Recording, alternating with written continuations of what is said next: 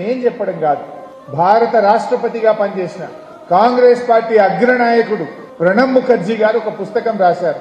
The coalition years అని ఒక పుస్తకం రాశారు ప్రణబ్ ముఖర్జీ గారు. ఆ పుస్తకం 2017 సంవత్సరంలో విడుదలైంది.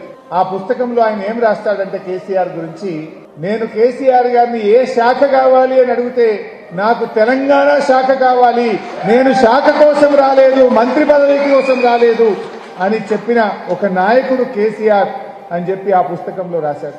రాస్తూ కేసీఆర్ లో నేను ఆ నిబద్ధత చూశాను.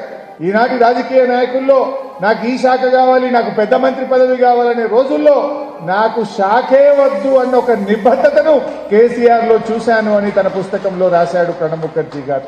అంతేకాదు, నా లక్ష్యం తెలంగాణ, నాకు తెలంగాణ కావాలి, మీరు ఏ శాఖ ఇచ్చినా నాకు పర్వాలేదు, కానీ నాకు తెలంగాణ ముఖ్యమనేటువంటి మాట